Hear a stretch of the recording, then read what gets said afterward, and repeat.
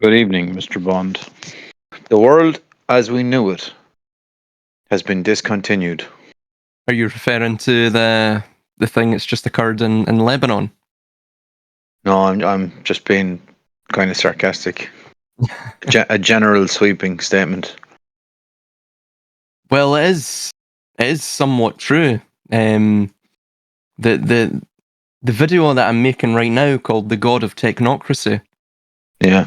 I think Steiner was onto something. He stated in the I'll get the actual quote here. This is from The Origins of Evil. This is round about 1916, 1917. Only small within the small part of the third millennia. Oh no, pardon me.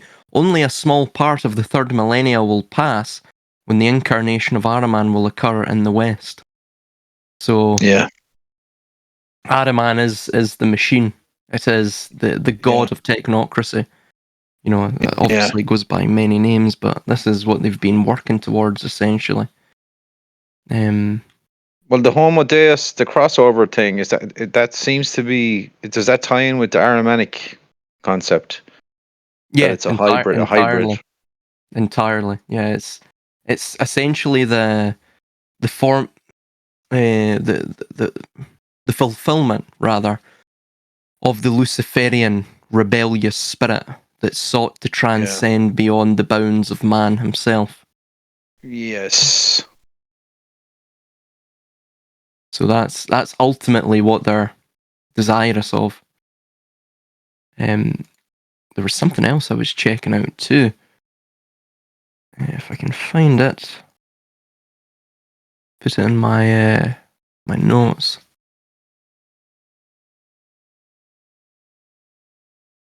Rebellious spirit.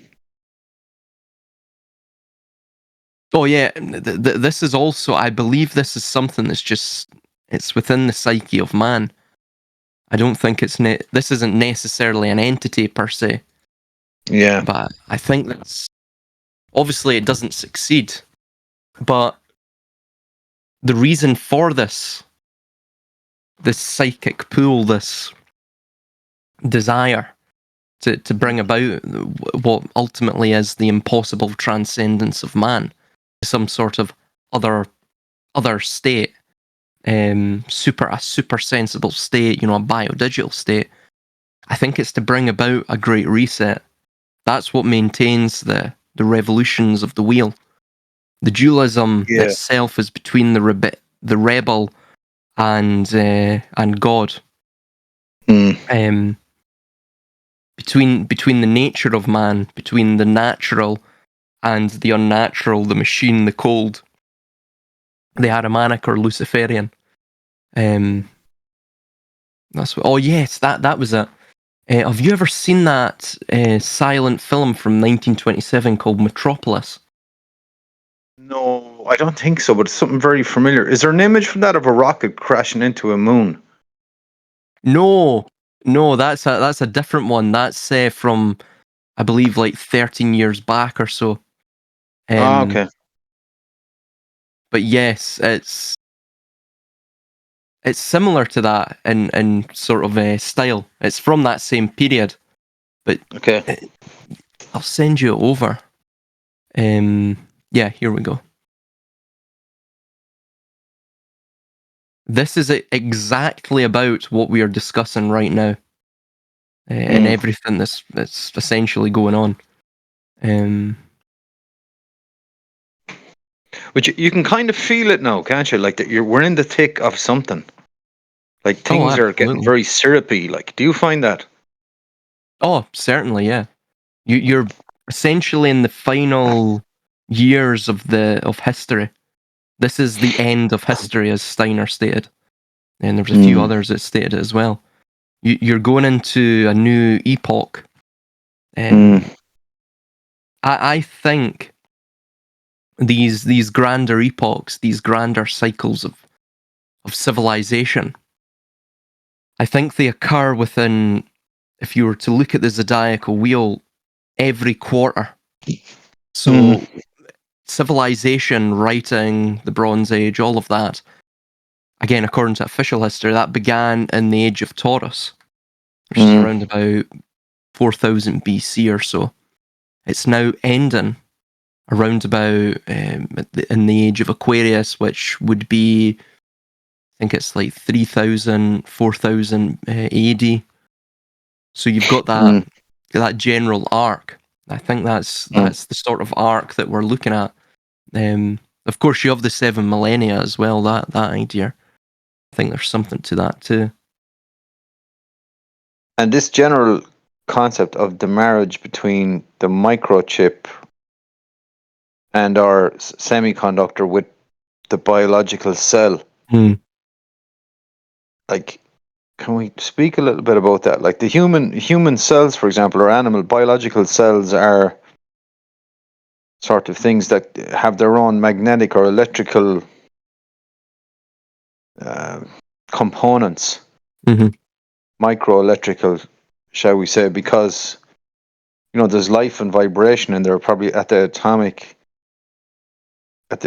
level, or the level of, help me out here, Silas, at the level of molecules. Molecules, yeah, the molecular level, yeah. Yeah, so there's attraction, and there's stuff rotating around the nucleus, and there's processes that are happening at this biological cellular level. So now we have this concept where there's this marriage or crossover between semiconductor, microchip, and frequencies on the electromagnetic spectrum, which we are led to believe can impact, influence, direct, engineer the biological. So if this, and it seems to be the case. I mean, I'm not so well versed on it, I freely admit. But like, from the people I've been listening to, including Sabrina Wallace there, she's quite a lot of, to quote what she says, she spent 2 years trying to prove herself wrong. And she hasn't been able to do that. And a lot of the subject areas that she speaks about are kind of accepted mainstream science, if not very niche aspects of science that are probably not very well known about. They're not necessarily in the public narrative domain, so, but very much so she's talking about the capacity to influence biological processes, a digital biological crossover or convergence, to use her term, biodigital convergence. And this, I think, is something you spoke about way back with the nanopatch kind of concept in around. So is this? Are we here? Is this the bus has arrived? Like, is this the show? Like, this seems to be. This is the marriage between what the alchemists were dreaming of. Of course, that alchemy itself goes back to Kabbalah. Essentially, it all centers around this worship, this rather exotic worship of the Ahrimanic, the Yahweh, this Lord of the Earth deity, this entity of time, this entity of the cold, the calculated, the binary, that which seeks to mechanize man, to collectivize his psyche, to almost, to bring him into that transcendent state, but it's a sort of regressive state of transcendence. So it goes beyond the original intent of God for man, and it takes it from that prototypical state to this transhumanist state, if you will. But you even see, for example, the microchips, semiconductors, all of this. The cell, the voltaic cell, which is, of course, it has religious connotations. That's where the term cell comes from. It's a small room or a chamber within a monastery. Yes. And you see within the sigils, for example, let's look at the Lesser Keys of Solomon. You see those sigils for pertaining to each deity or each hellish or infernal principality, and how to control them, how to control the energy of them, the archetype of them, so that they may work for you within the bounds of that sigil, and your intent as the magician, you have the sort of exact same layout on these microchips. It's the Right. same thing. And you have scrying mirrors. Again, the Yeah. same thing.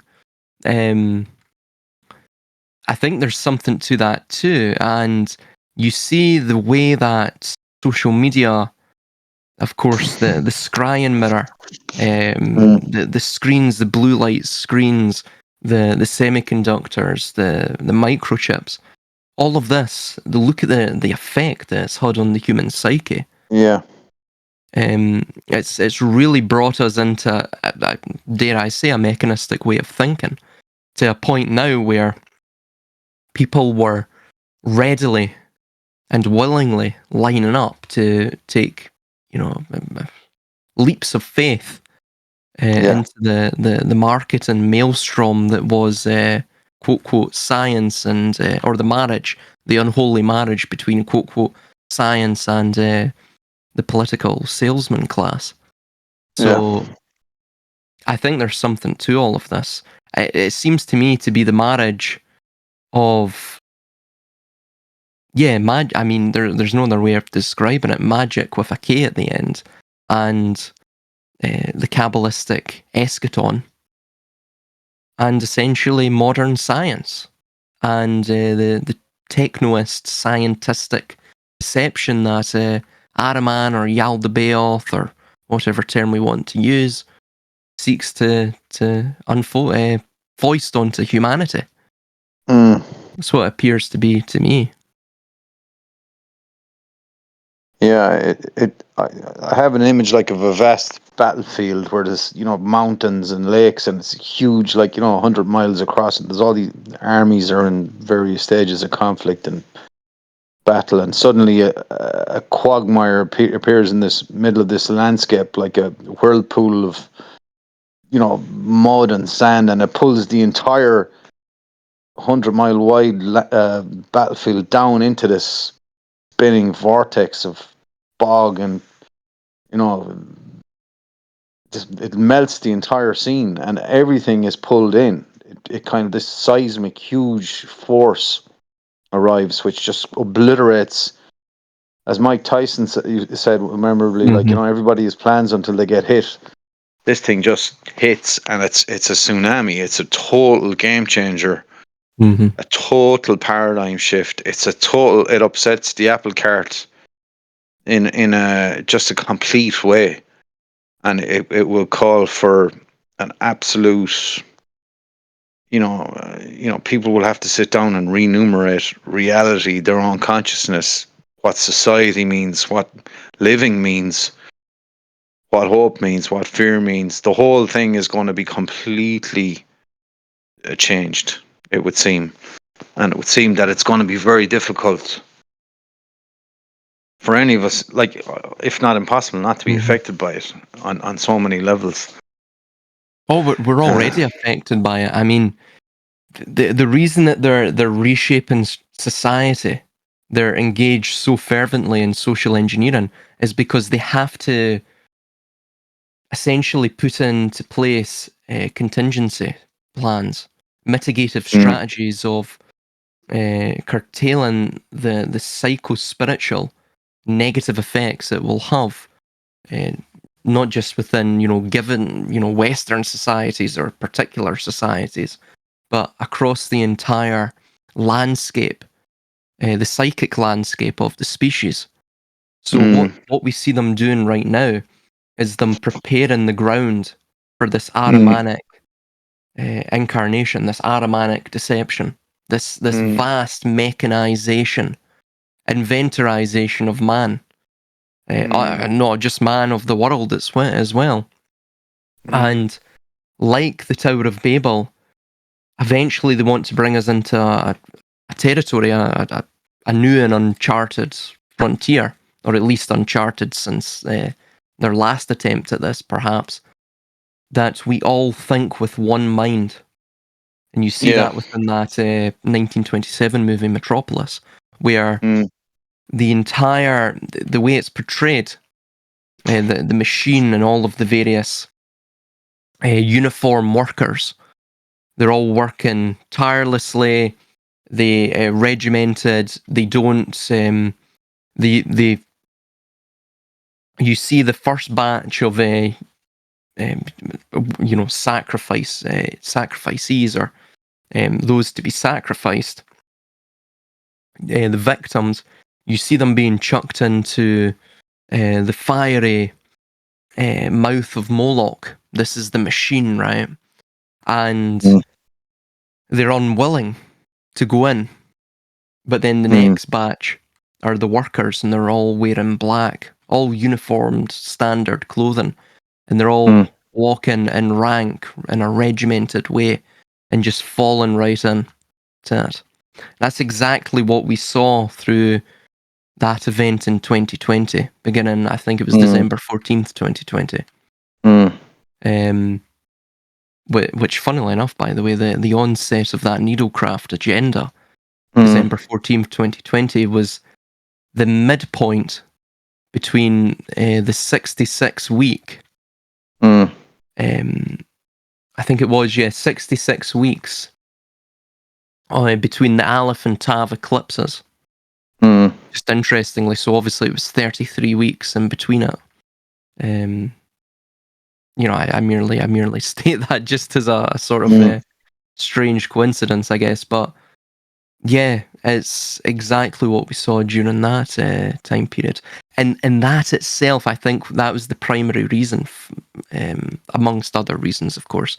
But that was one of the primary reasons for it, which was to firstly gauge the quote-quote dumbing down process of the populace. And by that, I mean how standardized their thinking was, how regimented they are, how pliable they are and compliant to tyrannical whims. And I think they were gauging that there. And of course, they were further installing and inculcating that regimented mentality within the populace as well, which of course is something the Ahrimanic regime is contingent upon. It needs that. It needs that for the biodigital convergence. I mean, that's what it's ultimately coming down to. But first, before you merge man with the machine, you have to turn man into a machine in his thinking. Yeah. So the mind must be made fertile for the biodigital tentacles to then latch onto.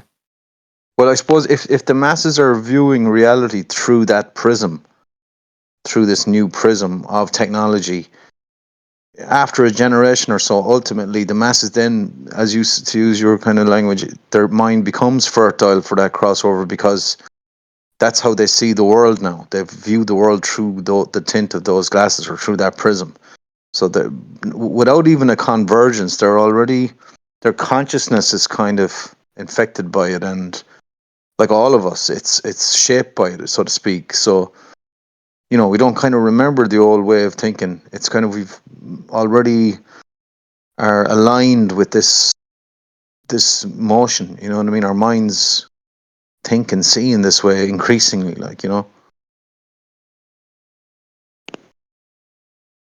Oh, absolutely, yeah. And it's a gradual thing. It's occurred gradually.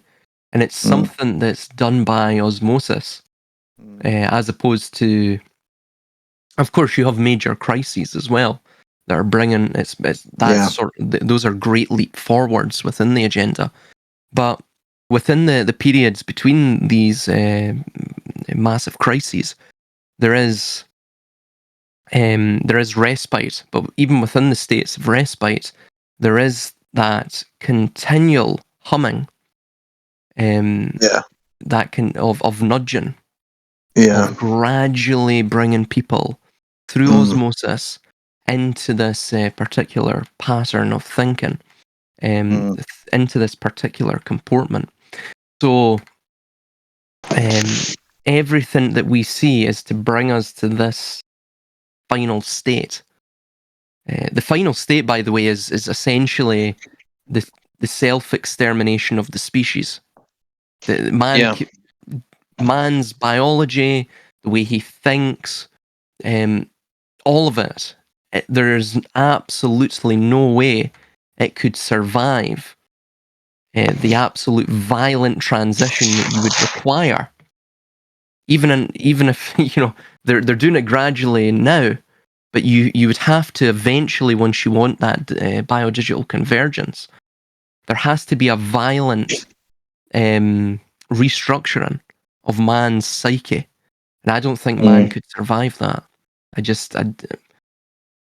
The incompetence of this clique itself, I don't think they have the competence to pull it off. But of Well, course, let me play devil's advocate with that point just for a second and say that, it's like, you could have an incompetent group who are opening the doors for the tsunami wave to flood through. And again, I'm being devil's advocate with the point, but they may not necessarily need to be competent in the sense that they just need to open the door. That the force itself, it will be so overwhelming that they've unleashed the forces of chaos. that's what I'm terrified of. That it's a Yeah. Roko's basilisk type scenario Mm. where they merely have to open. They have to Yeah. The permit key.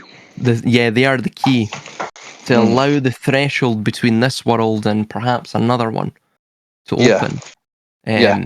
figuratively speaking, Yeah. and Pandora's box is unleashed. And Yeah. once that which is in the box is unleashed, the evil is Yeah. unleashed. There's no putting it back in the box. Yeah. It's Well, he who guides the wheel with care, yeah, isn't it? He doesn't necessarily. He just has to guide it. He just has to open yeah. it. He who is And get. beyond Yeah. not yeah. Sorry, man. Continue. No, sorry. And like, but the point being, he doesn't have to be the engineer. He just has to kind of that rotos opera tenet translation, just to guide it, open it, let it release it, release the hounds, and off it goes. And it. So the point being that they don't have to necessarily perhaps engineer it or be that competent actually. Yes, and remember as well, he is without knowledge of good or evil. Yeah. So it's exactly what we see with our own. I say our own, but the individuals that are in charge of the world at present. They are nihilists, totally nihilistic. Um, but within that Metropolis film, that silent film from the 1920s, 1927 to be specific, Mm. we see the mechanistic Sophia, or rather the mechanistic Maria, and she is engaged in a sort of almost Shivaite dance, the dance that Shiva would do Yeah. to maintain the energy of the cosmos. I believe while standing on a demon, Mm. I think it's Mara, and she does the same thing, and then she takes on the sort of similitude of the Babylon the Great, the mother of harlots. Mm. Essentially, she is the eighth point that sits upon the seven heads of the Mm. monster. It's probably something astronomically to do with the Pleiades or the Seven Sisters, with Mm. obviously the eighth point being a sort of um, a solar symbol. Mm. Of course, we have that with Yaldabaoth as well.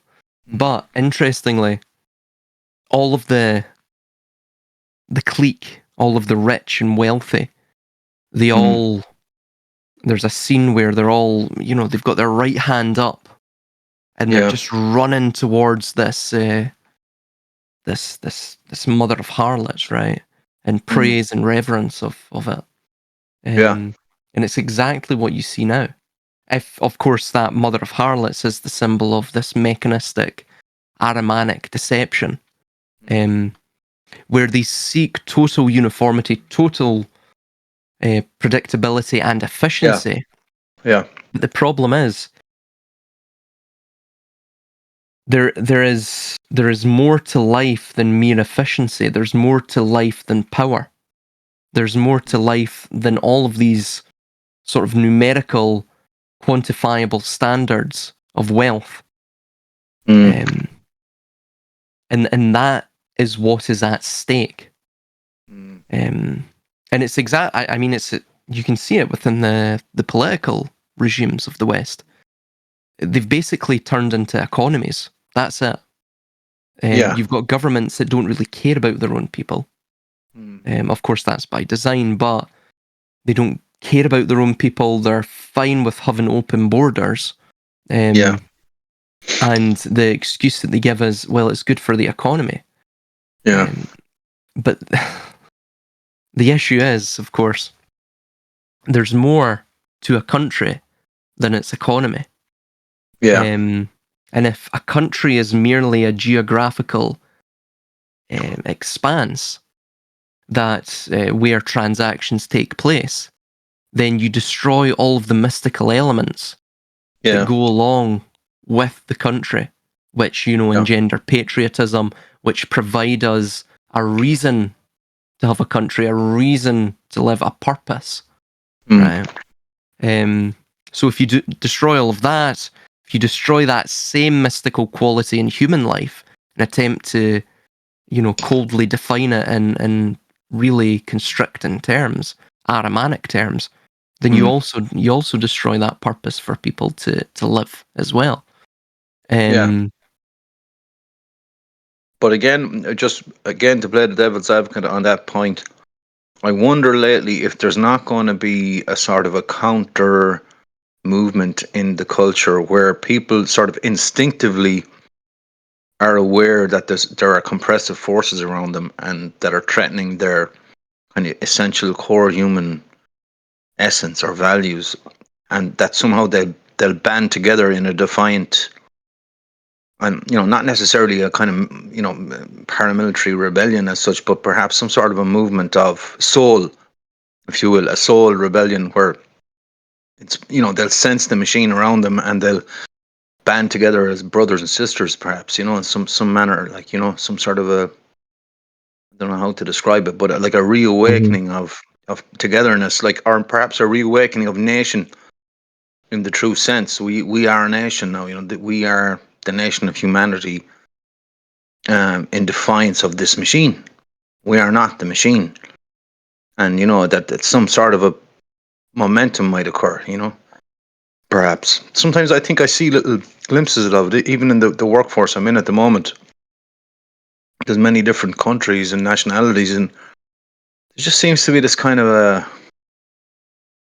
I want to say, a brotherhood, even though there's females, sisterhood too, like, but it Mhm. just seems to be a kind of a, and I'd wondered if it was a curiosity to pick particular job I'm on, or is it representative of, maybe something that's happening.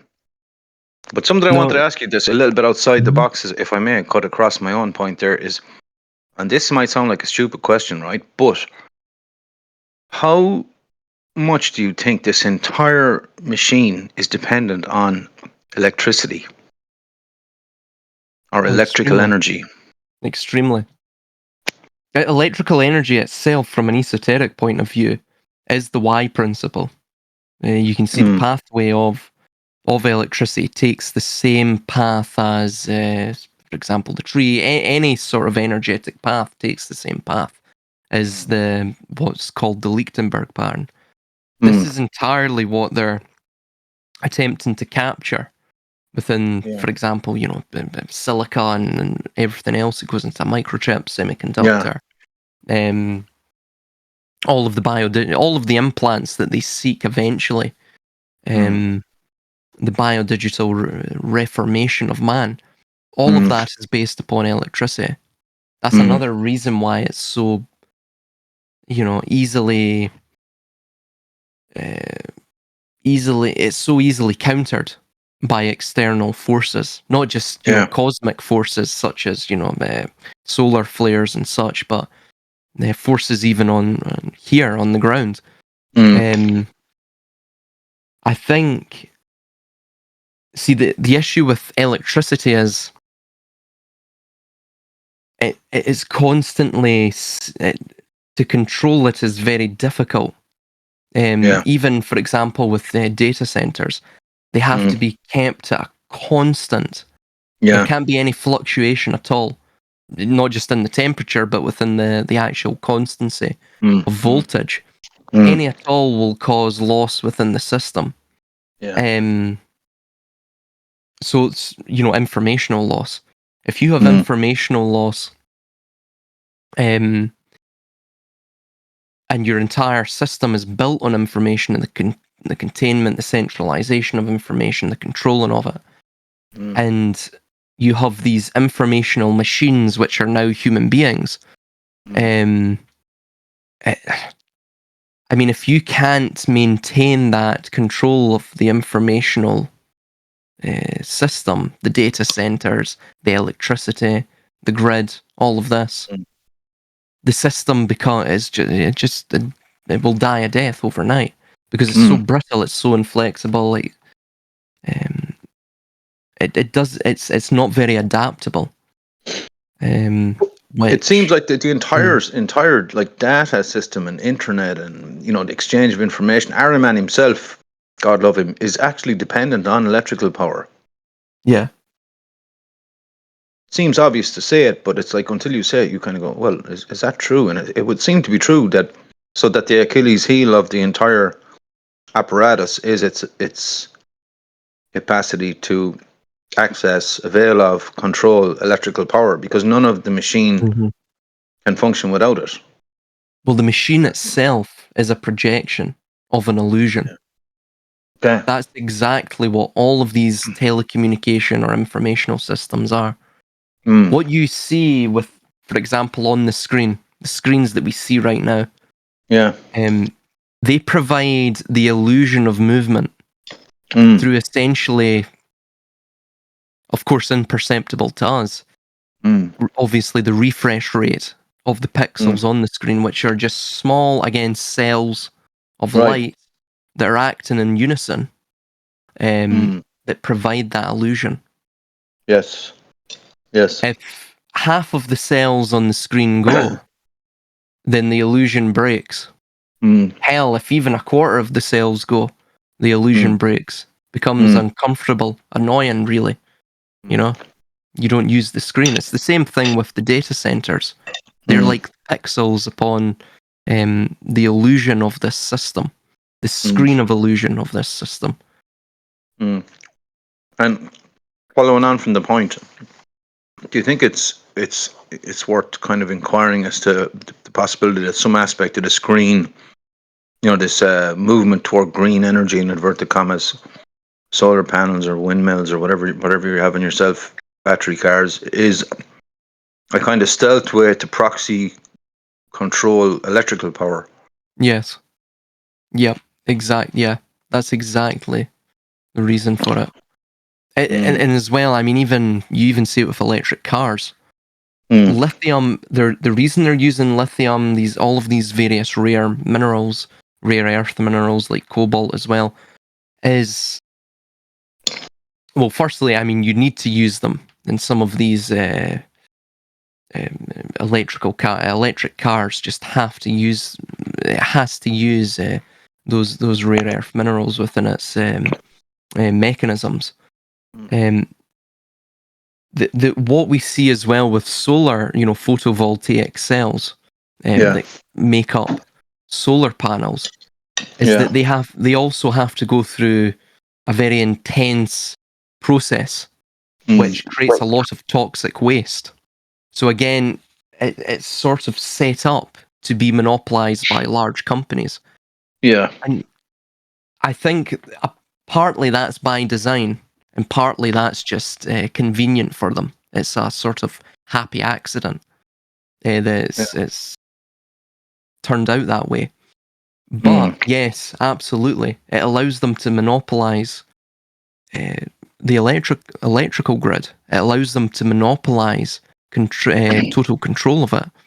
Yeah. I was discussing yesterday with the guys that even everything that they do is to maintain the illusion of scarcity, to Yes. maintain, and of course that maintains the illusion of the system and the hierarchy which underpins it. Mm.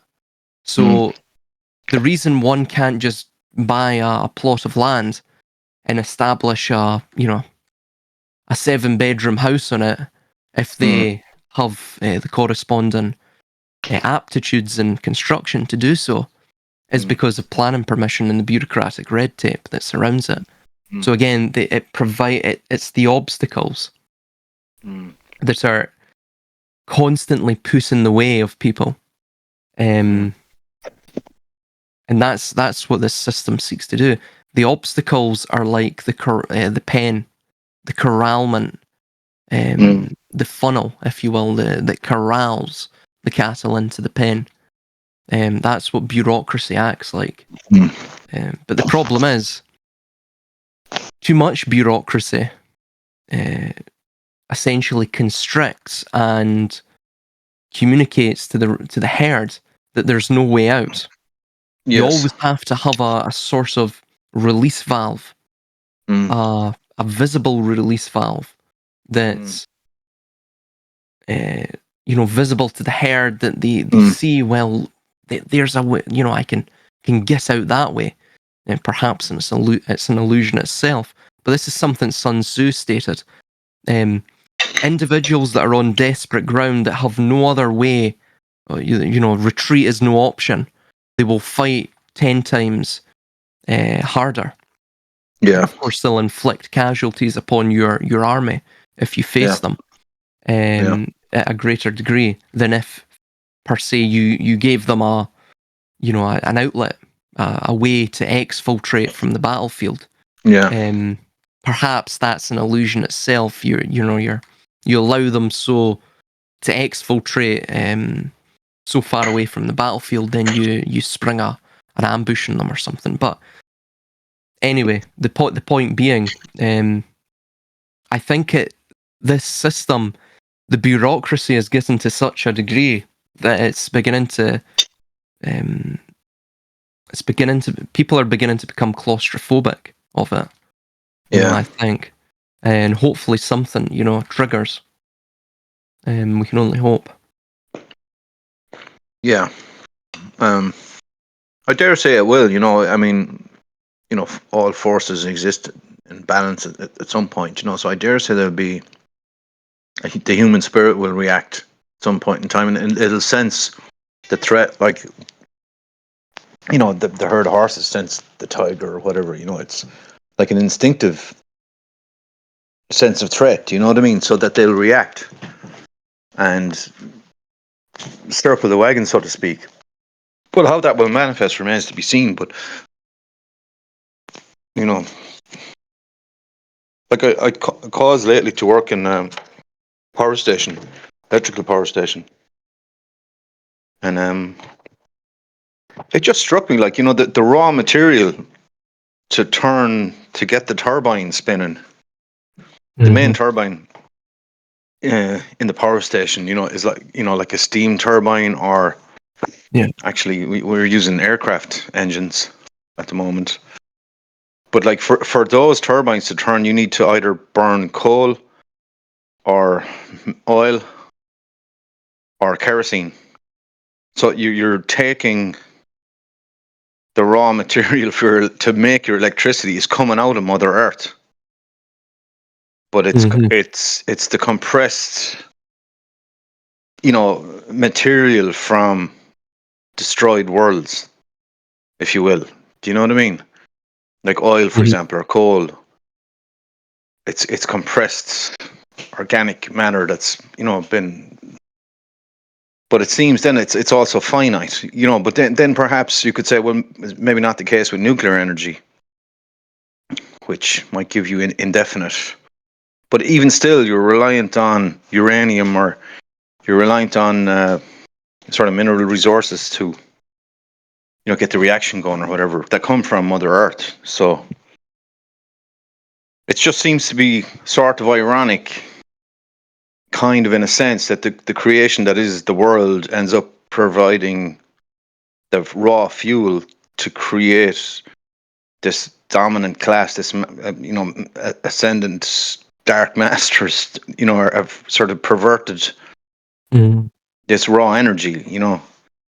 Um, what was it? Is it Prometheus? The handling of the flame from the gods to man? Is it? I Yeah. think. Yes. So they've handed. This is the flame has been handed over, and it was to be used. It could be used for the betterment of man, or his enslavement or destruction. It's entirely at the whim of the beholder. But it's one question I wanted to ask you. Do you think that we've been here before, back in the Oh yeah. eons, that Yeah. there's nothing new in a sense here? I think this is eternal.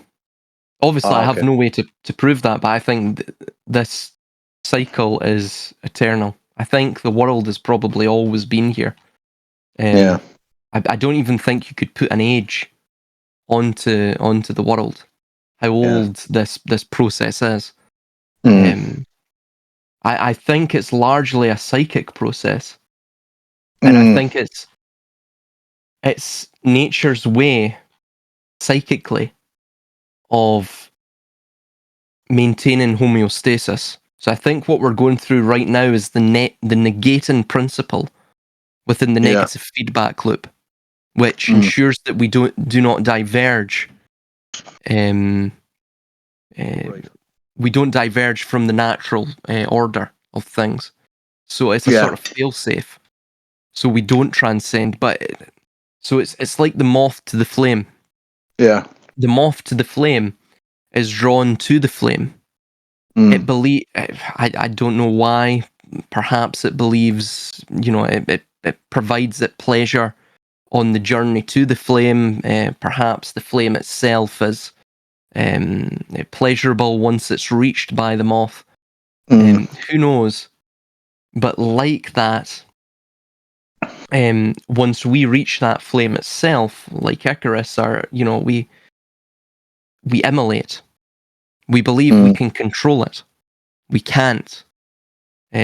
We destroy ourselves. And you brought up Prometheus. Fantastic Mm. example. Prometheus takes the fire from the gods, from Mount Yeah. Olympus, steals it. He's a titan. And Mm. he provides it to man, who is in Yeah. darkness, who is inanimate.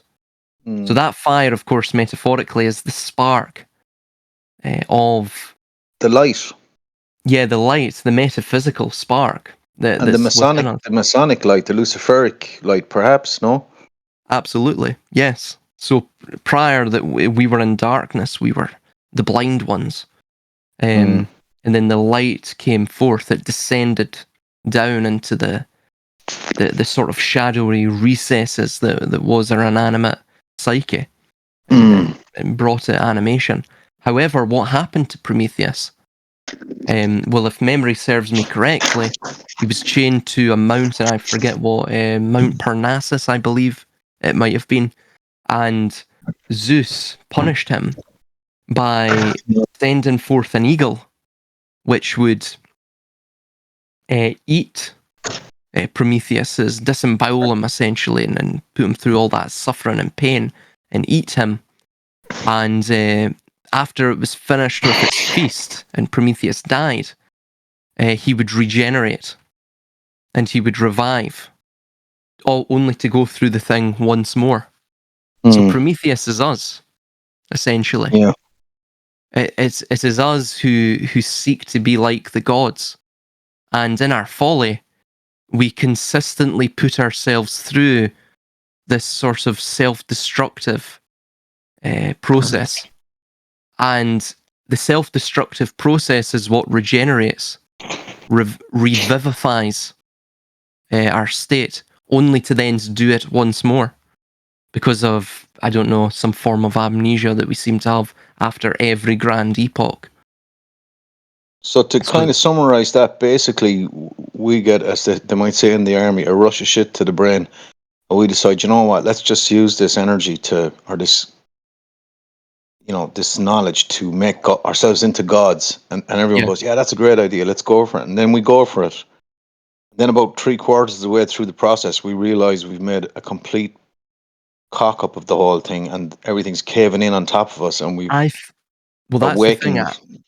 I think only a certain minority of us realize Oh, we okay. we are the minority, and it's not the cabal, because they Yeah. don't have for correction to occur within the psyche. You have to have some sort of corrective impellment or impulse Mm. that can either be external or internal. Usually, it's external, right? You can go through, for example, um, if you're a bully when you're younger, once you bully that one kid who resists you violently and, Mm.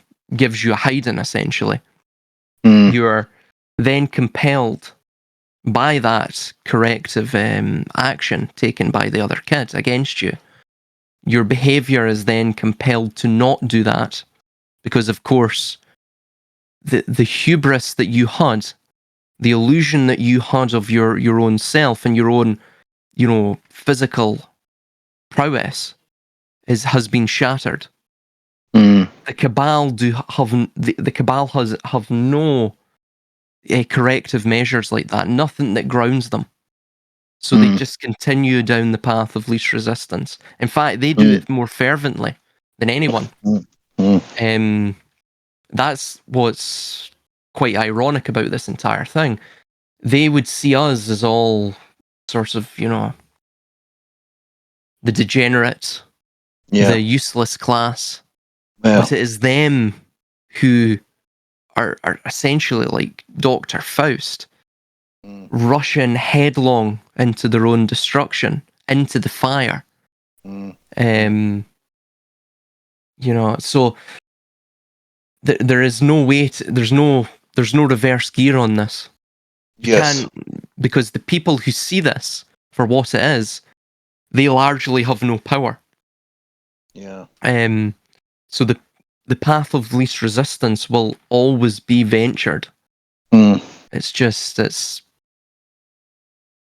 like a force of nature, and I think it has to occur because in a sort of subconscious way, nature acts vicariously through us, and we just seem Yeah. to maintain this constant circular feedback loop that's, of course, Yeah. negative, uh, meaning it corrects itself. It's homeostatic. Um, D- Where, mhm. like, speaking of technology and Prometheus, where do you, from what you understand, where do you see a facility like CERN playing into the energy thing or into the technology thing, or opening a portal, or what do you think Mhm. like a facility like that might be engaged in, vis-a-vis what you're talking about? I Not to think what they're put you on the looking. spot. No, no, not at all. I think what they're looking to do is essentially like what we were talking about, and you brought up a very um, a germane point, a point Mm. that's connective to what we're discussing, which Mm. is, for example, all forms of energy, be it coal, oil, all of this. Essentially, it is the process or product rather of death, Decay. of Yes. decay. So Yes. that is what maintains the homeostatic system. And what do they seek to do? Well, they seek to supplant the whole, and like what we're discussing with these grand epochs, right? The Mm. homeostatic system, the negating principle, which maintains and corrects the system, is born of essentially self-destruction, which of course is the product or is tantamount, if not just entirely synonymous, with decay, death, disorder, chaos, so on and so forth, non-cohesion of the Mm. form. What they seek to do is the complete opposite of that. They seek to bring about the impossible, which is create a homeostatic system that has no entropy within Mm. it, Mm. right? That has no potential principle of negation within it. Mm. So it does. There's no balancing of it.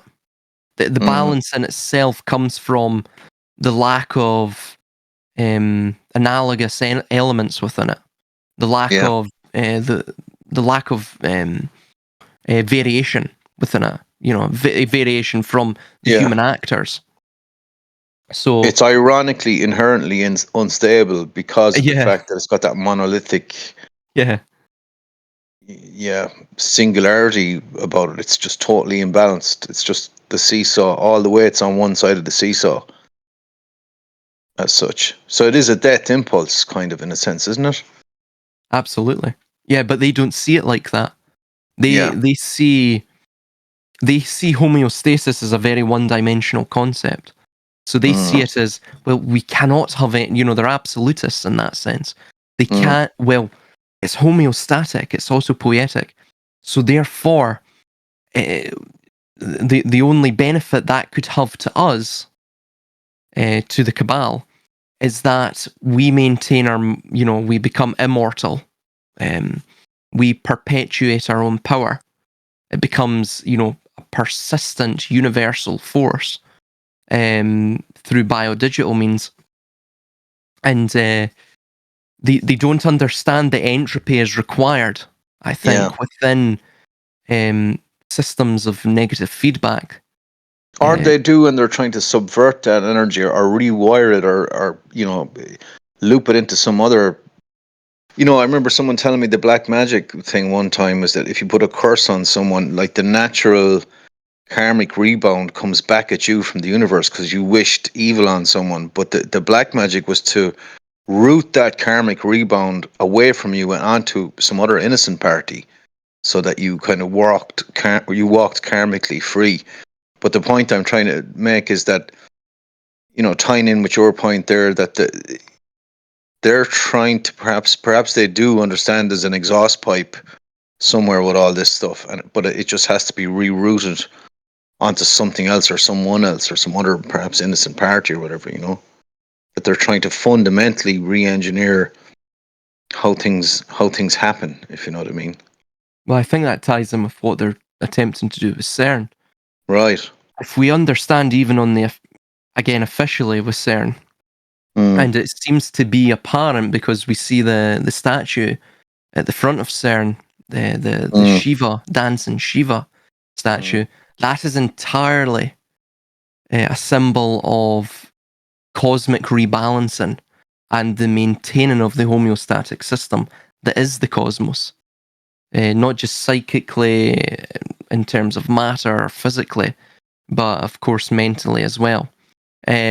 So I think what they're attempting to do with that is to understand, to quantify um, the sort of metaphysical principles and operations and mechanisms that underpin uh, some of what would appear to us to be right now the more incomprehensible or quantum elements The of the cube or world. the square, the Kaaba, the dimensional world. I read Yeah, the quote today about the Kabbalah. The Kaaba is the square or the cube, and I remember you speaking previously that it was a kind of a metaphorical thing for this reality. That so maybe that's just following from your point there, that the CERN thing is to try to fundamentally understand the mechanical properties in a sort of a, I don't know, perhaps like a metaphysical understanding of it, or a yes, deeper understanding of it beyond its actual mechanical presentation, and deeper into some core kind of spinal element that really ties it together in a very, like, as if there was a central algorithm to it all, or a some unified central code. field theory. That's what they're Yeah, looking for, with a view yeah, to manipulate reality itself. yeah, Probably manipulate reality from the. Again, where does reality stem from? That's where we have to ask ourselves, or yeah, that's what we have to ask ourselves. Pardon. So if it stems simply from the mind, yeah, or it's already extant, Yeah. beyond, or not the mind, rather, the spirit, the Yeah. metaphysical spark, the first thought, right? Beyond the mind. Mind is merely the translationary mechanism for that. If they can, depending on if it comes from, the metaphysical spark, the spirits, the pretanoia, that element, that immaterial, ineffable element that provides us vitality, the true self, or if it's already extant within this void that we know as the cosmos. It's always been here. It's always been like this. Or if it's, of course, a combination of the two, which is what it seems to be, right? Then if you can control and understand the fundamentals of matter, existence, the cosmos, then that's almost like a gateway, a back door to understanding where that perhaps emanated from, right? So it's like climbing Jacob's ladder or building the Tower of Babel. You're constantly attempting to build a tower of understanding, a tower of knowledge that reaches up to the stars, right? Which is sort of a metaphor for reaching up to heaven itself, to the thalamus, and that which is beyond the mind. So if you understand where reality emanated from, you can perhaps quantify it, materialize it in the Ahrimanic conception. Thus, you can understand, you can dimensionalize it. If you can dimensionalize it, then you can control it. You take away the mystical element of it, which provides it a sort of a mystifying aura, a ward of protection around it from the prying eyes and the scheming machinations of course, the Ahrimanic, the Luciferic, the shadow elements of humanity. We should give some thought to the idea that CERN is a shopfront and a cover operation for something that's hiding in northern Siberia or, the South Pole or something like that. That there's some other operation out there, that CERN is a kind of a magazine. I'm not saying it definitely is, but just to give some consideration to that idea and to the wider point that science is far more advanced and the technology is far more advanced, like light years advanced, to what we currently have and know about. And like, an institution like CERN, for example, could be kind of fielded or rolled out as, the front for, in inverted commas, the cutting edge science, whereas in fact the real deal is hidden. Like if we're to follow the what seems to be the fingerprint or the hallmark of these types of operation, things are hidden. Like today I was reading the Boaz and Yakim, the twin pillars, that there's a third pillar which is hidden. And that was the first time I heard that idea, but likewise, not saying it is, but is it not possible that, CERN is not CERN? In fact, it's a cover operation, or it's a front operation, or a shop front to hide other deeper facilities, and not just to pick on CERN, but places like HARP in Alaska. It's bouncing signals up into the ionosphere, and is rumored to be linked to weather modification, etc. That these are the scientific temples, if you will, the temples of modernity. Places like HARP and CERN, but they may not be the real places. The real, who knows what's hidden, and what's dressed up as a power station, or is dressed up as something more benign. Could actually be a huge operation that we don't know about, that we've never heard about. So, and the wider point that what's presented to us may be a kind of hiding something else, essentially, or trying to divert our attention away from other forces. Oh, absolutely, yeah. Yeah, I mean, it is what you see within CERN, that facility near Geneva, Switzerland, Mm. is not entirely where the actual, the informational, the experiments, the informational um, acquisition is going on. The experiments, the analysis, all of that's probably being done in several facilities. But what CERN is a symbol. Yeah. It's the symbol for it, and there's Right. also there's a reason why it was put near Geneva, Switzerland as well. Of course, Yeah. that's one of the sort of long-standing traditional areas where the Radonites were, that merchant class. They were within that Rhone Valley, which of course Geneva, Switzerland is at the sort of mouth of, pardon. So yeah, certainly, it's what you say is true. Yeah. Well,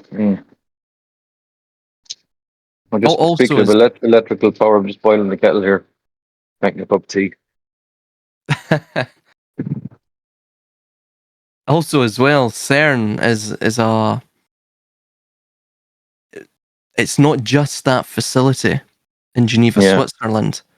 It itself is I believe it's an aerospace, and actually, I'll get there's an acronym to it, but it's a type of organisation. I'm unsure who. Yeah, it's the European Organisation for Nuclear Research. Yeah, A hadron collider. Do I remember that term from somewhere? that's the facility in CERN. Yeah, that's the Yeah. Hadron Collider. Yeah, Hadron collider. Okay. And what are we colliding? With what?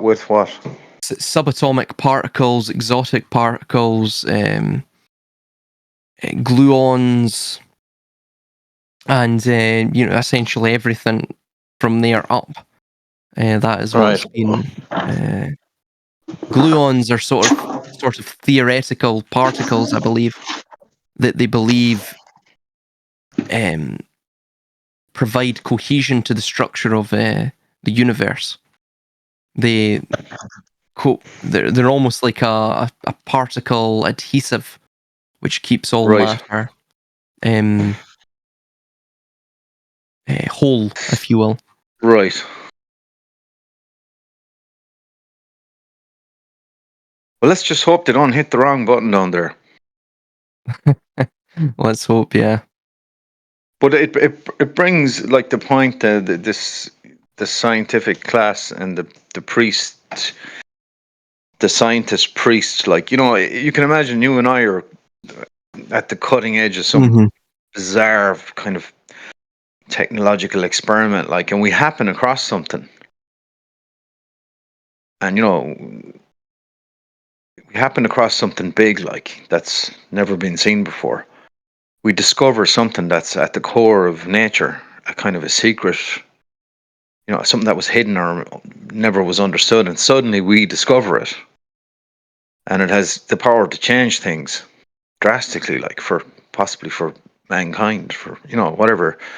So like you can see where science itself, or the scientist, or the alchemist scientist, he's an entity that must be controlled, he or she. They must be kept under, like, the power structure must keep a very close eye on them, Mm-hmm. and sort of must own them, really. Because what happens if somebody discovers something and sort of runs rogue, like rogue elements, that they're like, they have to be sort of monitored. Or perhaps all that is known is already known, and it's by a cast of people, and it's leaked drip, drip, drip into the scientific community. So the scientific community is made to look like the purveyors of what is found out, but in actual fact, they're just been leaked through the faculty, through the organization just drip feeds them little bits at a time and lets them move ahead millimeter by millimeter and gives them the impression that it's them that have found things out, but they've been kind of breadcrumbed into the new discovery by some cabal or hidden entity, But, I think a lot of what they're doing is it's already been done before. I think this is them taking the philosophy and the technique, for example, the sigils and all of this, what were sort of disguised or concealed technical knowledge, concealed within the vestments of philosophy, and they're actually putting them into practical effect. I think they attempted this in perhaps a precursor civilization. It failed. Everything that they're doing now, and it failed. This is another attempt at it. It's what you like the insinuation is the caste or the central caste within that pre-civilization power structure still existed and held the information, and it maintained itself somehow through the eons, through the ages. You can see that with for example, the Hermetic philosophy, where again you have Hermes or Thoth, Trismegistus, thrice great. Yeah, those same ideas that sort of wrapped up in his mythology, where he is believed to have stemmed from Atlantis. He was a refugee from Atlantis. right. He brought, or the precursor civilization, he brought that information with him. He brought that technical know-how with him. But of course, he went to, well, as the story goes, he went to the Black Land, Kemet, and there was barbarians, and they didn't understand the technical knowledge, so therefore he had to conceal it in philosophical terms and mystical terms to such, until such a point where the barbarians were learned enough to thus reapply that knowledge in a technical or practical manner. That their society would not have been able to deal with the information.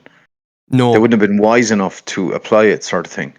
Well, it's even like our own civilization, the psychic leap they would have to make, and of course the negative effects, the negative social ramifications it would have upon the various institutions of society, namely the family, as we see in our own civilization, would be too much for them to bear. And of course, they may take vengeance. They may take vengeance upon Hermes or Thoth or whatever his name was. Another term is Cadmus. That's from the Hellenic civilization. So, yeah. And back to this idea of electricity, like if the human brain, for example, is has electrical components, if you will, at the level of the synapse or nerve endings in the brain, like if it has observable sort of electromagnetic processes happening in the tissue, and at the, as I said, the synapse, or do you think it's possible to literally affect the human mind, brain, shall we say, from without? Do you think that is a possibility? I think it is a possibility. Yes, I think it's, of course, easier to maintain control over a biodigital network through implantation. The implantation will always create a better and more resilient interface with the biological system, as opposed to, say, just doing it through the idea of voice of God weaponry and things like, through just frequency affecting the frequency, the electromagnetic, the bio electromagnetic frequency of the the human or whatever it may be, whatever the target may be. But yes, Like I think it it's seems you would possibly. need an extremely complex, like if you were trying to affect signals in the brain from without, that you'd need a very complex machine to do that. Really, like I mean, to things like thought, human thought, or what do you think about Toyota cars versus Ford cars? Like if you had to, or any a given thought, a given simple everyday thought, I find it hard to imagine that you could sort of influence or implant an idea in the mind. It sounds to me almost too like not from the direct use of a frequency based system. It seems to me to be a little bit far out there, the idea of that, but perhaps I'm wrong. Because I the complexity of what will be involved in that. But I'm not sure. Maybe I'm underestimating what's available out there, technology wise. What do you think? There was a paper released in September 1975 by the Defense Intelligence Agency. This is out of the USA. I believe this is actually a redundant agency. It was merged with a few others, I think. However, it's called, the title is Controlled Offensive Behavior USSR bracket U close bracket, prepared by the US Army Office of the Surgeon General Medical Intelligence Office. This is taken from declassified information on the CIA's database. So you can only imagine what is still classified. So it's September 1975, in the section Part 5 conclusions, it states, second paragraph, Soviet and Czech psychotronic is essentially doing this, using frequency to influence human subjects. Psychotronic research will eventually be applied to human problems. As this occurs, the question will arise whether this knowledge and the equipment developed will be used for the enhancement of human freedom and social development, or for regimentation and enslavement. Psychotronics could conceivably play a role in contributing to the survival of the human species by emphasizing the interconnections between all living beings. This is the same idea in Masonry, the brotherhood of man. It should help to reduce human aggressive tendencies. By the same token, it could also be applied to increase such aggressive tendencies, and it has powerful potential for use as an effective weapon against groups of men and key leaders. It goes on, but essentially it names Robert Pavlita's work with psychotronic generators as possibly the most important contemporary development in the field of parapsychology, and as a major contribution to the deeper understanding, mastery, and utilization of biological energy for human advantage. Just as in the example of direct transfer of biological energy for medical purposes, and then it goes on, the use of, and then the rest is redacted, the use of such devices is not redacted. So it seems like there's something to it. And it also mentions as well within, so this is from the Nanopatch video that I did. This is a company called Vaxis, and I believe Kendall is his name. Forget the first name. His first name, pardon. Mark Kendall. He's a WEF contributor, developer of the Nanopatch, Australian, sort of illustrious academic career as well. So this is specifically patent number 201-801-61050. Within it, you have method of delivering material or stimulus to a biological subject, 202-100-770-19, that patent number, a system for determining fluid level in a biological subject.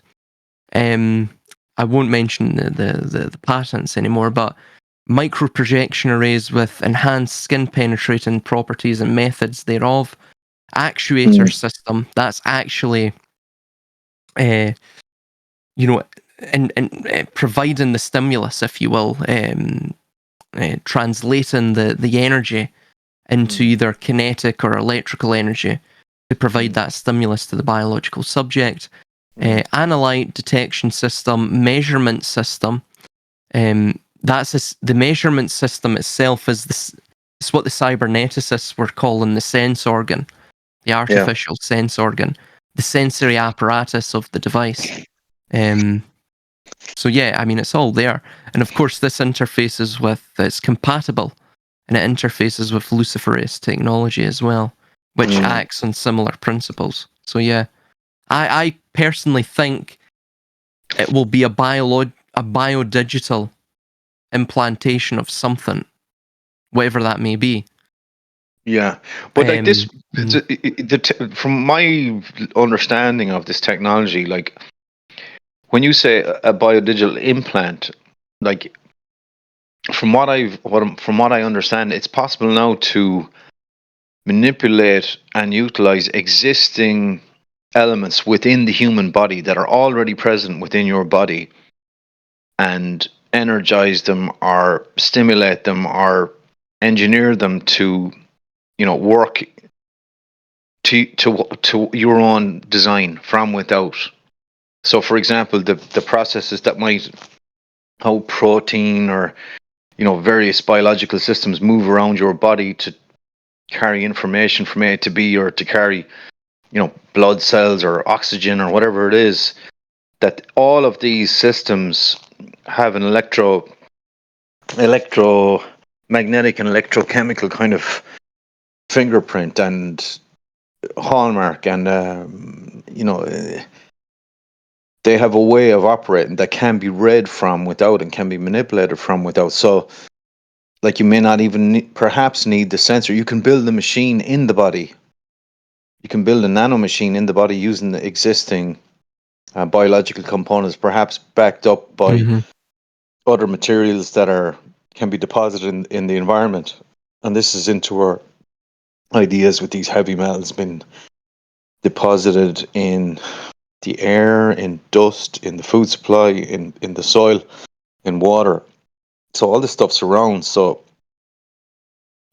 like, I suppose if the assembly line in the past was designing kind of microchips and semiconductors, at some point somebody said, well, we don't need to do this on a circuit board. We can use charged particles and or biological particles and agents, and we can create the same types of systems in biological environment. And eventually they kind of realize, well, we can do it in the human body, in fluid and microfluidics, and these, the terminology around this stuff is smart dust and such. Yeah, smart dust and this kind. And this is the digital terraforming of the planet, essentially. yeah, This is exactly what they're doing. And of course, you had as well, just recently, of course, very conveniently, it coincides with the advent of the smart dust. You have what they call Saharan desert sandstorms and such, and sand being blown over onto, well, for example, we had it here in Britain, this Saharan sand that just, was, you can see it on the cars as well. Funnily enough, when they're spraying, sometimes you see that residue on cars, and in localized areas. This is the same idea. It goes into the groundwater and then things such as that. It goes into the soil. It goes on the food.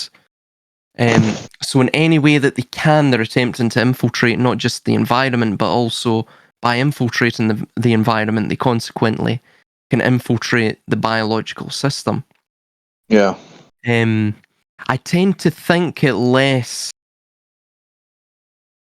I still think them penetrating intravenously, either subdermally or just directly into the veins through syringe, hypodermic needle. I think that's still the the most effective way Yeah. of infiltrating the body of whatever this may be. But yeah, you're correct. Which Yeah, which brings there's me to a question I wanted to ask you a little bit earlier there. So, like a couple of Mm. years after the event, with the benefit of hindsight and the information and time to digest what happened, what now is your kind of opinion on what was the vaccine? What actually was it? Do you think? so I think it was several things. I don't Mm, think it was just one thing. mm, What was it to impose a sort of artificial genetic bottleneck? Yeah, mm, absolutely. I mean, we can see that now with the cancer rates skyrocketing, excess deaths mm, skyrocketing. mm, You know, I personally know a lot of people that have died suddenly. mm, Um, and I put it down to that, of course, mm, right?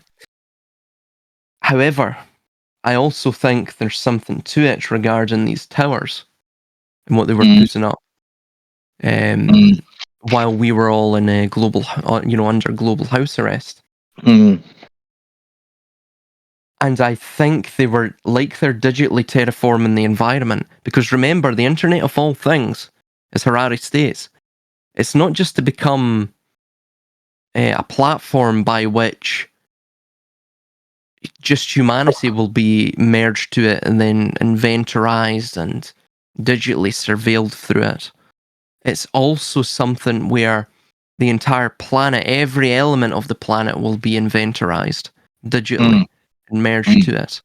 So therefore, like they were, like they have been digitally terraforming the planet, essentially they were digitally terraforming through that period our own biological landscape, our own biological mm, environment, our own biological system. mm, Um, and also as well, you had the psychological reasons for it to bring us mm. further into this regimented Yeah. way of being, and it further atomized people. You can Yeah. see that uh, very, very Very effectively. prominently. Yeah, yeah, absolutely. Within East Asia, they took that really quite Mm, seriously. They took that quite hard. mm, There's a lot of it's further accelerated the atomization there. That further accelerates demographic decline as well, by the way. So all of these things are sort of downstream from their agenda. They all work. They all feed into each other. You know. Um, so yeah, it's multiple things. I think those are the three main things. mm, Uh, Inducing an artificial genetic bottleneck mm, and killing off a certain number. Ensuring that probably cause sterility as well. Ensuring that the human system was biodigitally terraformed and colonized, essentially. And then thirdly, human regimentation and psychological adaptation within the mm, human host. That's it. I think mm. those were the three main reasons for it. And of course, Like the there was. war that's coming is going to be probably something similar along those lines. You know, it's always Talk the to me same. about this war. Well, this war of all against all, this new World War III, Mm, however they initiate it, mm, it may be initiated on multiple fronts. They're already opening up several theatres, mm, potential theatres for um, bringing both West and East into a mm, maelstrom from which they can't escape until they mutually annihilate themselves.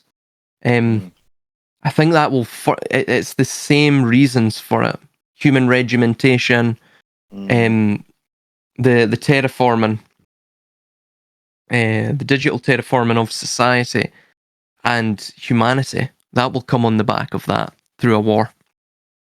Um, they may use the war as an excuse, either to further needlecraft people, to mm, digitally transubstantiate them, or to simply erect more infrastructure, which they will conceal or excuse vis-a-vis, well, it's greater telecommunication at this time of, national crises, right? Mm. And obviously, as well, it gets rid of a lot of the useless classes, they call them. And So, increased surveillance to monitor the terrorists yeah, in your neighborhood. the spies as well, yeah. Yeah. Yeah. Oh, we all have to take this microchip because, it Yeah. will insulate us against potential espionage and subterfuge against the nation. Things like that. Well, like, there's an ongoing kind of a thing where, like, the question I want to ask is, at the end of the day, right? What have they got up their sleeve? Like, when you really boil it down, what have they got up their sleeve? And like, that's why I think this question about biodigital convergence, what technology have they got? And or something like CERN, what are they heading into?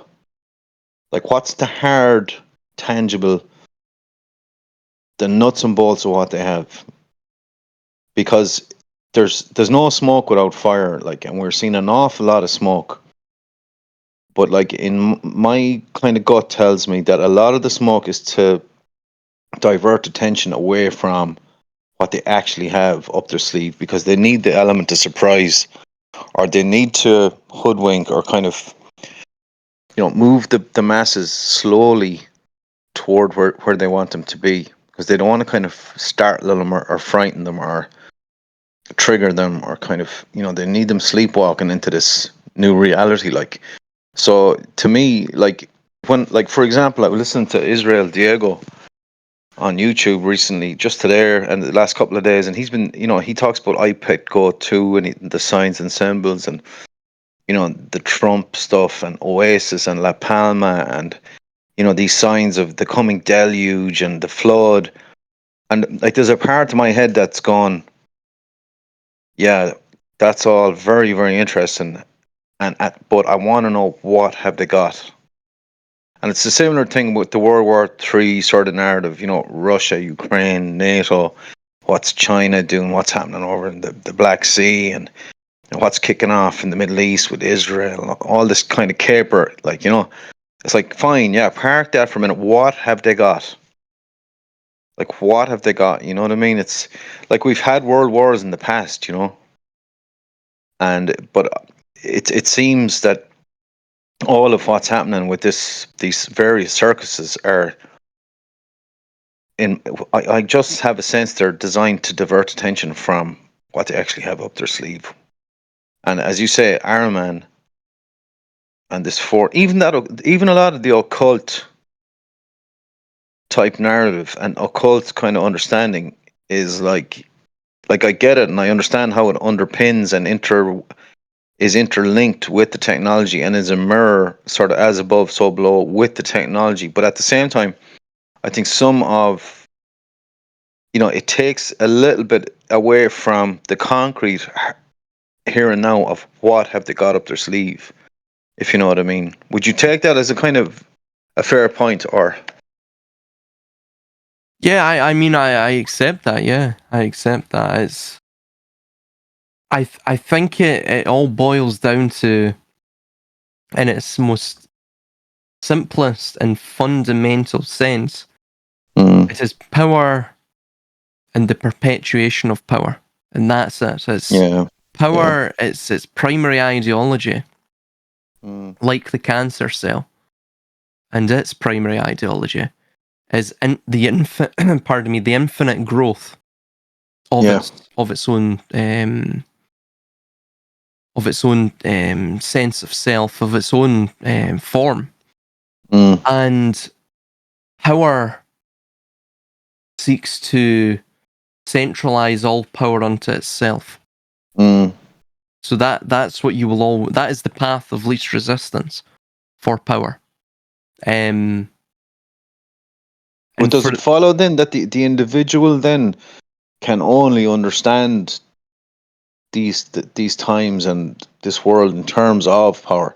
That, for example, Mm. we should only evaluate it in terms of power. How can we take power from this power structure how can we empower ourselves? You know, that it becomes like a political wrestling match, and very like, you know, when we enter into that way of understanding or thinking, and we very quickly lose sight of the fact that, you know, there's a vast wheel turning here, and there are natural forces at play over the millennia, over the eons, and we lose that philosophical wise viewpoint, and then we get embroiled into a kind of the immediate wrestling of existence here and now. Mm-hmm. Because when the, you know, when, if you pardon the expression, when the shit hits the fan, like it, and it's time to move, it's, you know, it becomes a power struggle. And I just think it focuses the viewpoint in some way, but maybe it makes you necessarily, it destabilizes you or off balances you in a way, because you lose sight of that bigger picture, because you're the man on the spot in that time, thrust into that moment Mm-hmm. by fate, providence, the hand of providence that made you there. You know, even this conversation we're having now, it's, which brings me, I suppose, to a wider question: is there room still for the individual to assert his or herself, or evade any of this stuff, or are we just at the mercy of this these tidal historic, these forces? I see that this gets to the definition of what is power, Mm. because power essentially is the controlling of one's fellow man. The only way to control one's fellow man is to essentially domesticate his thinking, to Mm. domesticate his very psyche, to put him within a docile and disfigured state. So, in that sense, if one even joins the maelstrom of power, this isn't even just surviving, which is, of course, you know, of the utmost concern and utility to us in this coming era of tumultuousness and you know, transitory change. But once one enters that ring of power, that arena, vying for power, they ultimately become that which they seek to fight against, I think. Yeah. Yeah. So again, that's the irony of history, where the freedom Yeah. fighter may overthrow the tyrant. The rebel overthrows the tyrant only to become the tyrant Yeah. himself, because the rebel has lofty ideals, and he Yeah. believes he is not against the tyrant because he is opposed to the tyrant's methodologies, but he Yeah. is against the tyrant because perhaps he doesn't have the power that the tyrant has and he craves it, or secondly, he believes that the tyrant is misusing that power and not pursuing what, again, the rebel may feel is just idealistic pursuits. So ultimately, the rebel becomes the tyrant. The tyrant, and then once the rebel becomes the tyrant, another rebel will take his place eventually and overthrow that once rebel, now tyrant. And you know, it's the continuation of the cycle. I think Mm. nature is set up that way, that it puts things in front of us to psychically nudge us. Oh, I don't know if it's, you know, of course, there's no intention. There can't be any intention behind it because nature itself is an abstraction. But we are nudged ourselves vis-a-vis our own sort of psychological state and our psychological, um, uh, you know, the forces which impel us within our psychology. We're pushed in these various trends which are reciprocal, which maintain this sort of constant hamster wheel of tumultuousness or chaos, which again produces that entropy, which then produces the loosh, the energetic momentum which maintains the revolution of the wheel. Um, it's stepping off the wheel, which is, I mean, vying for power is, it's a position which puts you firmly within the sort of revolving door of history. You have no agency within that, though it may feel as though you have agency when you have power, but you don't. You become a slave to it. Yeah. So I think getting off that hamster wheel, but yes, I do agree. We have to survive. The truth must survive. We must survive. But we have to do so on our own terms. We have to do so not by yearning for power, which is essentially the psychological disfigurement, or it begets the psychological disfigurement of our fellow man. We have to have firmly rooted in our mind the value of human existence, the value of the inherent, the innate value of humankind and sentience, and thinking, free thinking, which of course puts us at odds with craving power, because you can't have power and also be a proponent of free thought. It's But just ironically, if you had those values and that, you know, reverence for freedom, that ironically now you may find yourself in a position where you are willing to go to war to protect it, and true. by that act of war, you end up in if you're successful, you find yourself in a position of power, as it were. So there's an ironic kind of a Yeah. These are the forces that are constantly nudging us. They're nudging us yeah. into the revolving door of history. The Yes. rotational human farming, that idea. It's very it's interesting when you look at history from that vantage point. You know, Yeah. it's almost like where nature has a certain failsafe, and it leads man in weird and wonderful directions. I say Yeah. nature, I mean it. Of course, it stems from our own psyche. Whatever compels us within our behavioural patterns, nudges us in certain directions, but it gives us the illusion of free will. But we're only free to act within the will of whatever is compelling us within our behavioural patterns. I mean, that's the But irony of it. you use that term nature, but like I mean, it brings me to another kind of deeper question: that there Mm. are forces, entities, energies in the world around us and in the universe that are beyond our understanding. Hmm. Would you concur with that? Like, Yes, I would agree. I would agree. I don't necessarily think there's any dimensionality to them. I'm starting to think that they're perhaps just archetypal entities, or there's something which they affect us in subtle ways. They're probably even beyond our own mind, our own psyche. There's something, spirits? yeah, I mean, there's an immanence to them, but they're also external to us, if that makes sense. Yeah. They affect us imminently and immediately, but I think Armin has the perfect terminology. Egregore. It's an Yeah. egregore.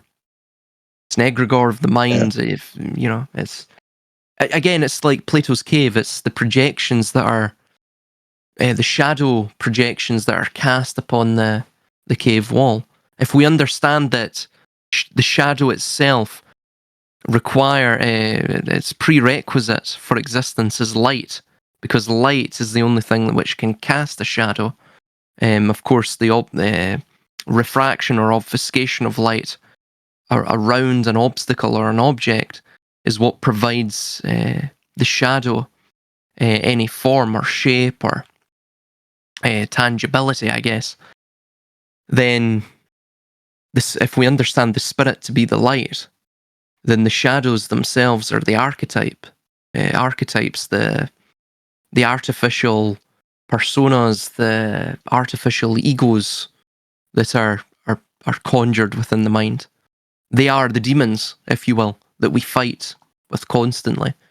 They're the things that, you know, seek to influence us in this way and that way, you know. And a well-rounded individual is able to resist the urge to be influenced by these psychic forces.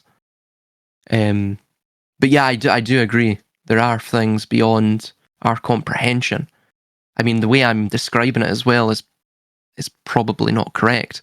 I mean, they're that incomprehensible. But yeah, they do have influence upon us. I would say. Where I go to work, there's a long road that stretches out into West Clare, a long straight road. And I know when you go out that road, like it's connected into the Irish famine. And I know in that area, a lot of people died, and there was a lot of people living on small farm holdings that were, you know, tied in with the local landlord and the big house. And there was a lot of starvation in that area, like in the famine. And I get to a certain point then where I have to cross the estuary on a ferry.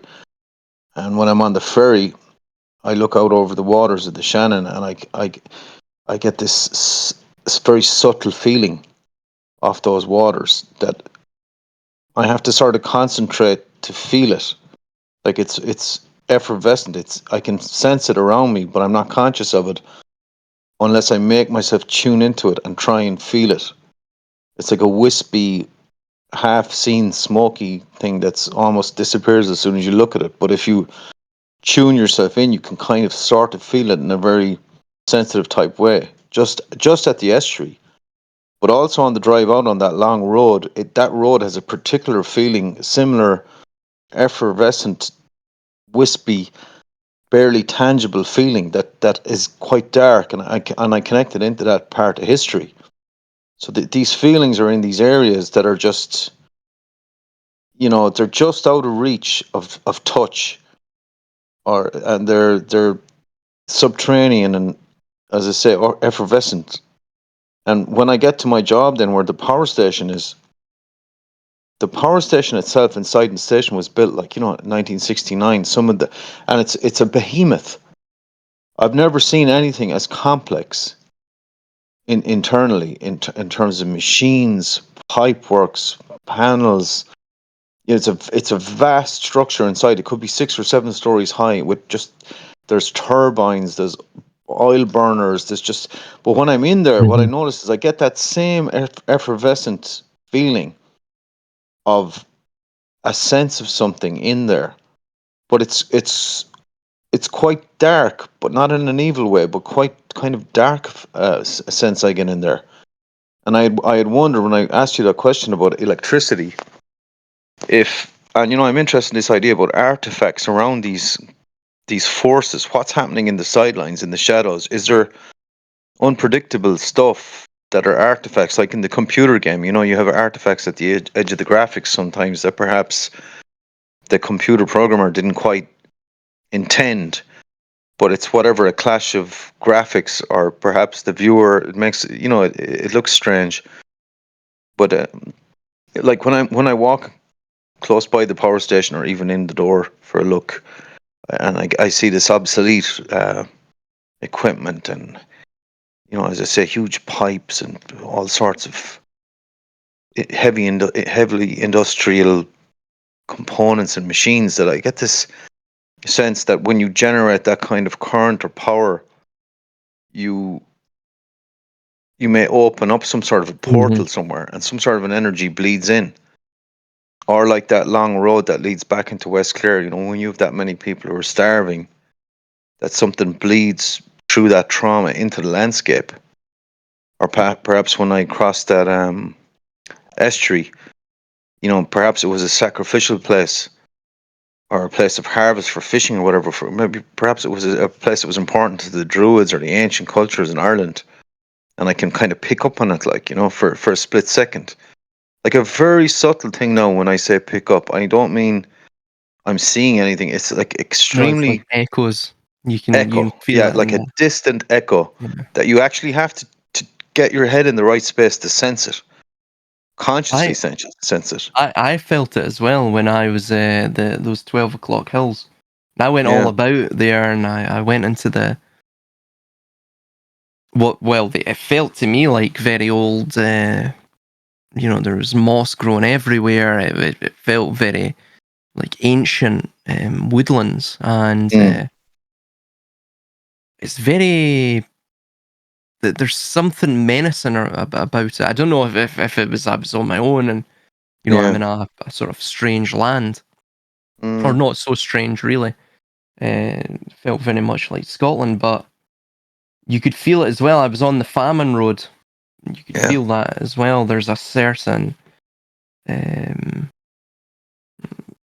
psycho-spiritual scar that's been almost cleaved into the very landscape of the place. Into And the energy of the place, sort of. yes, absolutely. I also felt it as well because you see a lot of the remnants of the culture that had passed, the pre-Christian culture. Yeah. And one could even say the Gaelic culture, as Mm. opposed to obviously now everyone mostly speaks English. And I feel the same thing as well in certain places in Scotland where there's standing stones. There's a certain mystical energy surrounding it. Mm. It's not like the stone itself is imbued with any energy at Yeah. all. It's more a symbol that, again, like what you're saying, you can tap into. There's a bubble in there within the field. And I don't But get me wrong. I mean, these areas themselves are like the standing stone itself. It has no energy within the purely um, the directly conscious. I mean mm. those religions are now dead essentially, or they've been Mm. uh, repurposed into the Christian religion or what have you, the elements of it. But there's some Um, sliver at the corner yeah, of the stage where there's a gap where the curtain is letting in a yeah, tiny sliver of light, and you can sense that, and it's a gap into something else. Like another dimension or something in there. There's like the energy got sewn into the kind of space time continuum, and it's kind of yeah. it's reverberating around these, like But as you say, around the standing stone or that long road or the estuary or the in another way within the power station, within the mechanics and the hulking machinery. But likewise, perhaps all that's going on now that we've been speaking about on the call tonight has inserted a kind of an energy into this part of time mm, that'll be stuck here. That'll be like, you'll have people coming back in 5 or 6 thousand years from now, sort of visiting our area, or maybe that somehow they'll be able to pick up on what we're talking about now as us living in this time and dealing, trying to understand these forces and living with these forces around us, these like epochal shifts and energies and this technology and this power structure and this, how it's affecting everybody, that it leaves a mark somehow, like a resonance out through time. But I think I, that's I quite an interesting thing. I think this has something to do with the idea of Prometheus. So this Yeah. idea of the spark being provided to the living clay, if you will, that was humanity prior to it. It's looking out into the inanimate, and it's seeing almost. I don't think it's contained within the landscape. The landscape merely acts as a symbol Mm. um, that spurs on a psychic fire within us. Mm. Like what you're saying, the echoes of the past. It's the same idea as the Deus Ex Machina, a Mm. god from the machine.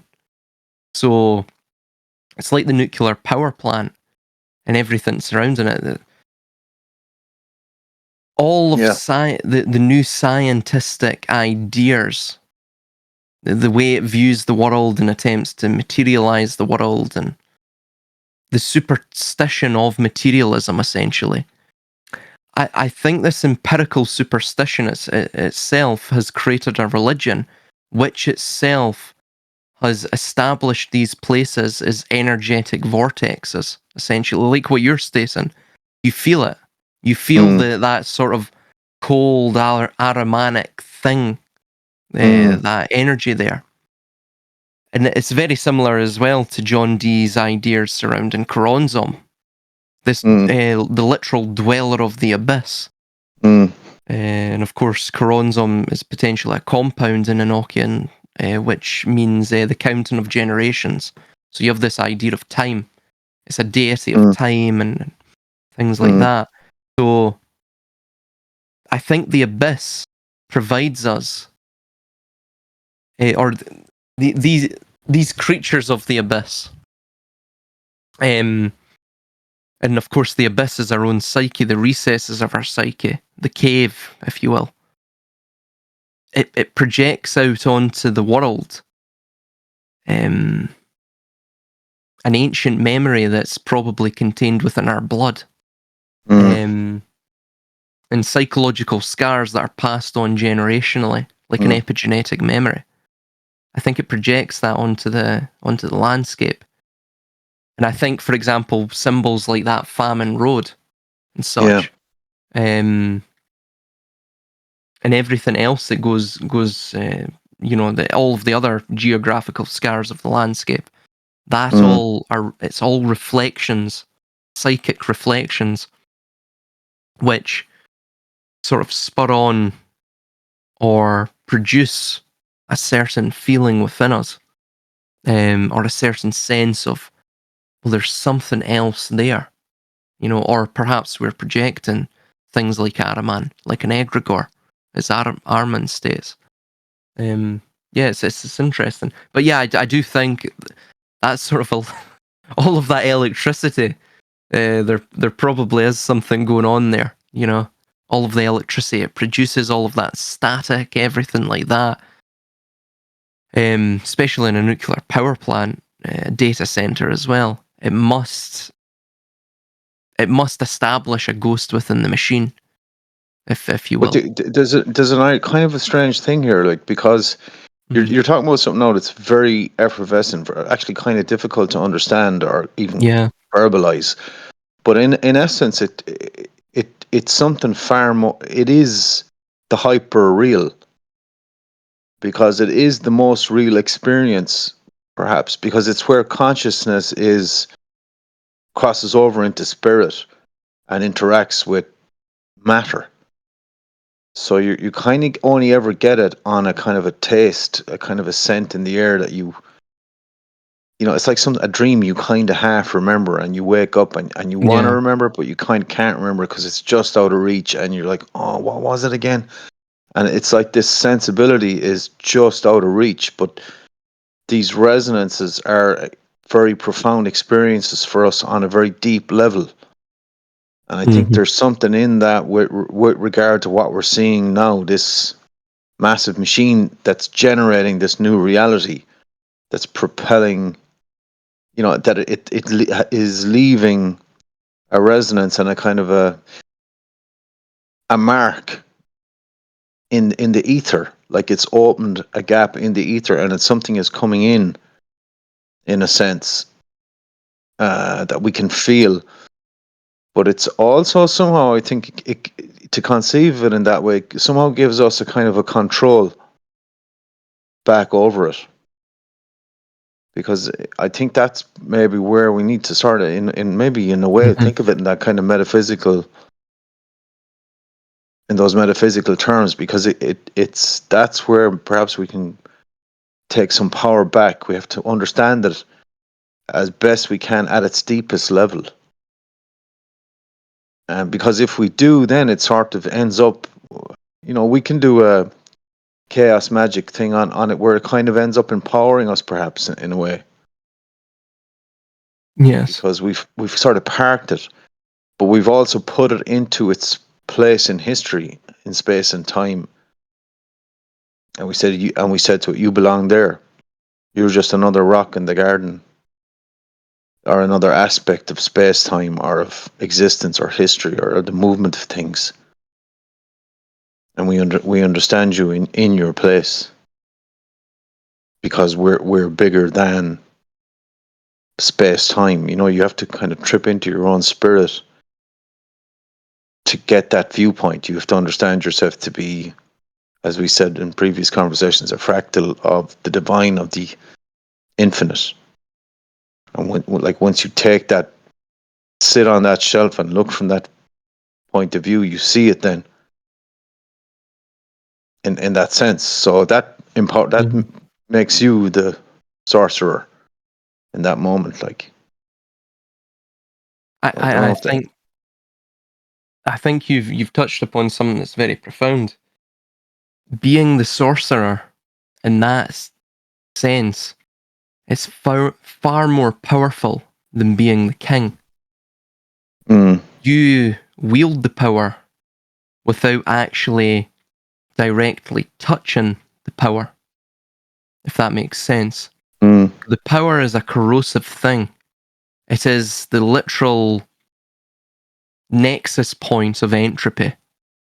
mm, And the advisor, the priest class, those who are behind the curtain, who in charge, the political salesman or the kings, the kingly class, with projecting forth their power through a mask, they are the true ones who wield the power.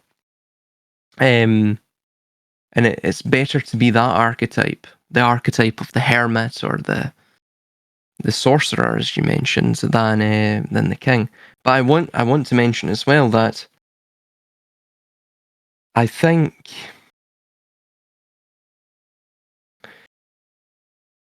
I I, I think this is exactly what Ahriman seeks to abolish. What you mm, just mentioned there, where mm. consciousness drifts into the spiritual. Mm. And that is ultimately what we're waging war against. It's Yeah, not necessarily for power. It's actually to remain human. yeah, So it's a battle for our very humanity. yeah, And what it is to be human cannot be quantified. It can't be materialized. It can't be measured. To mm, do so, as they have sought to do through the likes of psychiatry, even psychology, yeah, mm, it robs humanity of all of its metaphysical wealth, all of its yeah, metaphysical value. And thus you have to condense it because you're attempting to comprehend and measure, quantify something which is largely, uncategorizable. It's beyond the realms of liminal understanding. and but that is conversely the very spirit of the age, that will to Hmm. categorize and measure and render to Yeah, zeros and ones and pixels. it's the Faustian spirit. Yeah, and it's like Faust. It will always reach the crescendo of its own self destruction. It has to. It has to. People, I had a comment. I don't know if he was. Um, well, it was a sort of roundabout way, but I think he was stating that the managerialist system, it seems so powerful. How can it collapse? Mm. And this is why. This is how it collapses. It collapses because of its very nature. They're attempting to quantify and measure, Yeah, materialize yeah, yeah, yeah, that yeah, which is beyond quantification, materialization, measurement. yeah. So they condense everything down into a very, they're control freaks, they're anal retentives. So It's a race toward its it, own implosion. yes, pretty much. While at the same time they hopped up in their own hubris, in their own Yeah, yeah, success up to yeah, this yeah, point, they believe they're sophisticated. They're at the peak, the pinnacle of progress. They don't understand what's going on. They see the light through the tunnel, and they think it's. They rush towards it, thinking it's salvation through the technological savior. when actually it's just a train hurtling towards them. You know, it's that sort of fanatical religious zealotry that we're dealing with. But it has to. You can't rationalize with something like that. You have to just allow for it to correct itself through its own self-destruction. You have to allow for it to make its own, create its own pitfalls, essentially. It has to learn from its own lessons or simply just destroy itself and take itself off the chessboard. So, But I wind up with this kind of an idea, like, but I go for a little wander in the power station, and the power station is largely defunct. It's not in an operational state. But I sort of, there's a door open, and I kind of sneak in this side door, and there's nobody in there. It's a huge facility, and I wander in there, and what I found is that I found myself becoming a little bit territorial about this area, and I found myself becoming just a little bit secretive about it. Like, I want it to be something I can sneak in there, and it's just my space. And when I investigate it in there, it kind of draws me into something, and I can't really explain it. And when I come out of there, it takes me a while to kind of shake off whatever energy has attached itself to me. So I know that something might sound a bit strange, but it's kind of like maybe I can relate it to what this power structure has found. That it's drawn them into something sort of a secretive, dark love affair. That they can't. They've begun an embrace with something and a waltz with something that is kind of a strange intoxication and a type of an addiction that's ultimately destructive, but they can't see it because it somehow has enchanted them in a way and kind of twined them in its arms. So, as you say, perhaps there's wider forces at play. Nature's way of keeping things straight. Burning off the impurities, but there are unusual forces like that. Like, as I go back to that example of myself, when I'm in that space, I don't want anyone to know I'm in there, and there's a little bit of me that never wants to leave. I don't know, it's like I find a portal into some other space, and it's like a meditation. It's its own meditation, and it's its own scrying mirror, and it's I talk to that spirit, really, I suppose, and yeah. it talks to me, and it's a kind of a thing I couldn't explain it, perhaps only to a psychiatrist. Somebody, if I was sitting on a couch, they might analyze my mind and tell me, look, this relates to your father, your mother, or something, or to your quest to find spiritual whatever. It's something like that's what I mean by other forces and things we don't fully understand at play. Yeah. Um, I you know, think as well. Oh, you go, man. Sorry. well, like maybe the scientists in CERN might discover it, but maybe a poet might discover it, Yeah. or maybe somebody who'd had a great heartbreak in their life might discover it, or maybe somebody in love might discover it. There's various different windows into the kind of unknown, into the kind of where the mind and the spirit can travel, and leap through the dimensions into the ether and get lost and kind of find the center of the self and the center of the universe, or find or lose God, or create or destroy God, or become God, or this. It's like there's other things behind that door. Like, I don't know I if I'm think making sense. no, absolutely. I think they've become infatuated with the spectre of their own success. So Mm. I agree that See, that's the power of the scrying mirror. It's not that it is a portal. The portal itself is a mirror.